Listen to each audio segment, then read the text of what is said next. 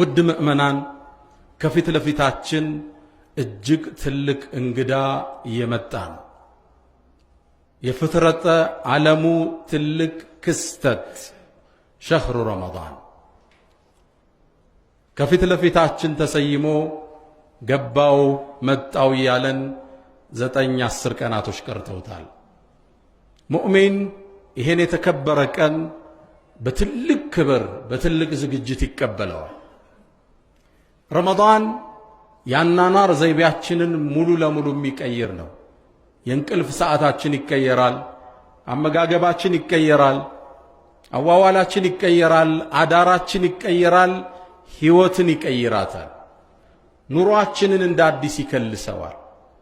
የሚቀየረው ግን ኑሯችን ብቻ አይደለም፣ ፍጥረተ ዓለሙም ላይ ግዙፍ ክስተቶች ይከሰታሉ። ነቢዩና መሐመድ አለይሂ ሰላቱ ወሰላም ነሳኢ ላይ በተዘገበው ሐዲስ ፊህ ቱፍተሑ አብዋቡ ሰማ፣ ረመዳን ሲገባ የሰማይ በሮች ይከፈታሉ። ሰማይ ግዙፍ ዓለም፣ የአንዱ ሰማይ ውፍረት 500 ዓመት ያሰዳል። ይህ በር ይከፈታል። በሌላ ዘገባቸው ላይ ፊህ ቱፍተሑ አብዋቡል ጂናን፣ የጀነት በሮች ይከፈታሉ። 7ቱን ሰማይ አልፈህ የምታገኘው ግዙፍ ዓለም ጀነት ይባላል።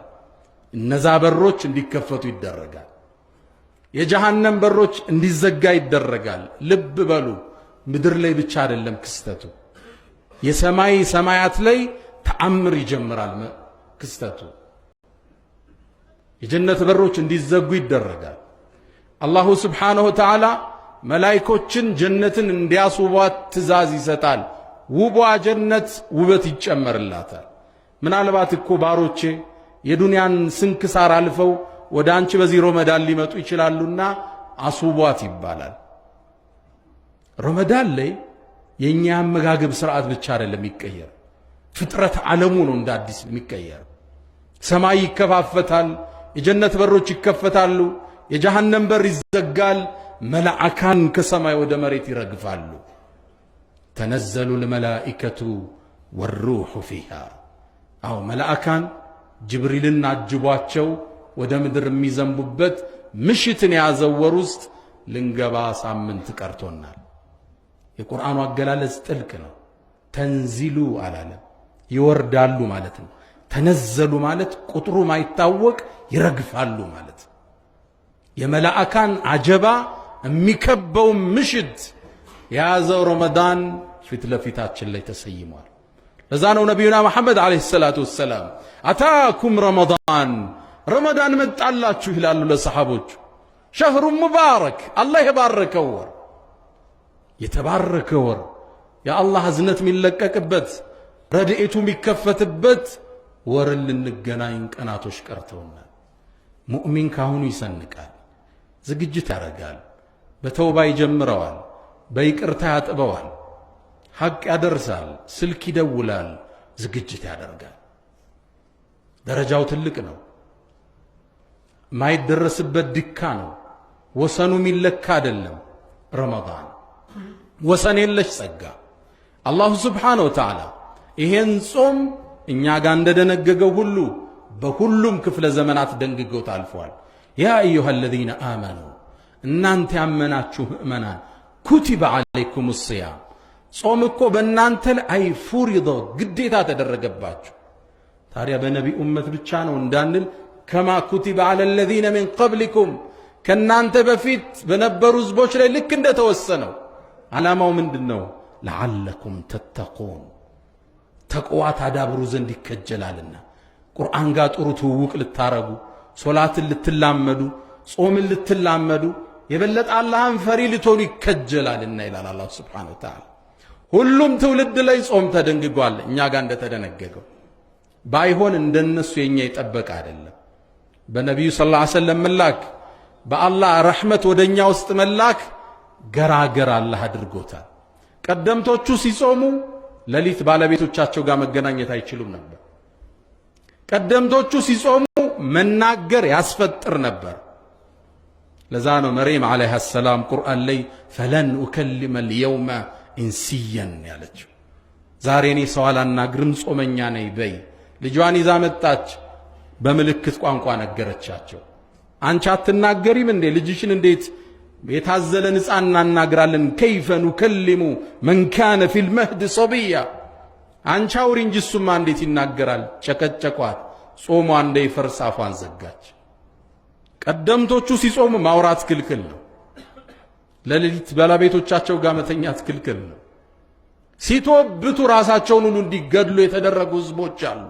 ፈቱቡ ኢላ ባሪኢኩም ፈቅቱሉ አንፉሰኩም የተባለ ትውልድ አልፏል። የነቢዩላህ ሙሳ ትውልዶች በጣዖት መልክ ወይፈንን ሰርተው ተገዙ። አላህ ሊመራቸው ቃል ገባ፣ ግን ራሳችሁን ግደሉ ተባሉ። ከወንጀል የሚጸዱት በመሞትም ነበር። 70,000 ሰው አንድ ሜዳ ላይ አለቀ፣ እርስ በርስ ተጋድሉ። እኛ ጋር ግን ራስ አንገልም፣ የነፍስ አባትም አያስፈልገን። አላህ ጋር ብቻ እንመሳጠራለን በር ዘግተን። ወቀፍቱ ቢባቢከ ያ ዘል መሊክ ወቀፍቱ ቢባቢከ ወልሙልኩ ለክ ማ ኻበ ያ ረቢ መን አመለክ። ጾም ሁሉም ትውልድ ላይ ተደንግጓል፣ እኛም ጋር እንደተደነገገው። የኛው ግን ገራገር ነው። አላህ ነቢዩን እዝነት አድርጎ ልኳቸዋልና ወየضዑ ዐንሁም ኢስረሁም ወልአግላል አለቲ ካነት ዐለይሂም ይላል አላህ።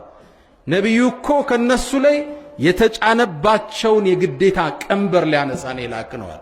ዲናቸው ገር ነው። እኒ ቡዒስቱ ቢሐነፊየትን ሰምሓ፣ ገር በሆነው መንገድ ነው የተላኩ ይላሉ።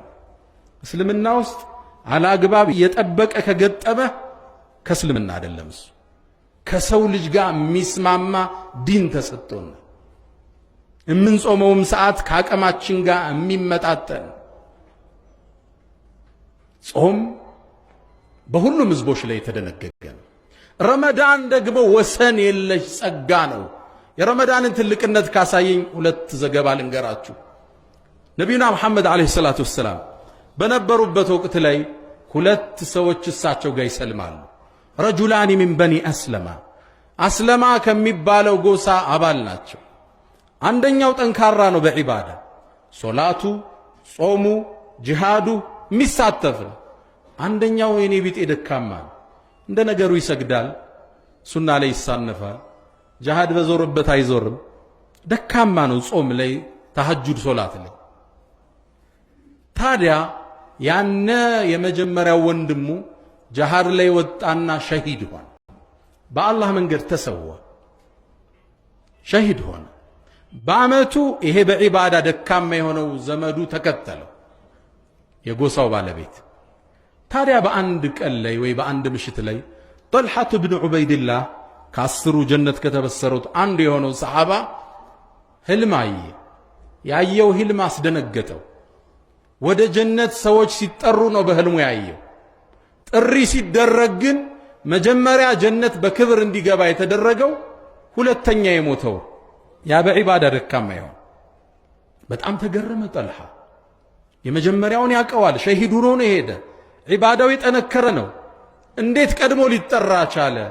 ይሄን ብዥታ ይዞ ጠልሐ ወደ ሰሓቦች ወጣ፣ ታሪኩን ነገራቸው። እነሱም ግራ ተጋቡ። እገሌ ነበር ምናቀው በጂሃዱ በእጅቲሃዱ በሶላቱ፣ እንዴት ይሄኛው ደካማው ቀድሞ ጀነት ገባ? ይሄ ወሬ ከሰሃባ ወደ ሰሃባ እየነጠረ ማንጀሮ ጋር ደረሰ። ነቢዩና መሐመድ ዓለይሂ ሰላቱ ወሰላም ታሪኩን ነገሯቸው። መልእክተኛው በአንድ ቃል ቋጩት። አወሚን አይ ሸይእን ተዕጀቡ፣ ምኑን ያስገረማቸው አላቸው። አወለም ዩዓመር ባዕደሁ ሰና ወአድረከ ረመዳን አሏቸው። ከሱ በኋላ 1 ዓመት አልቆየም እንዴ ሁለተኛው አሏቸው። አዎ አሉ። ረመዳንስ አግኝቶ አሏቸው። አዎ አሏቸው።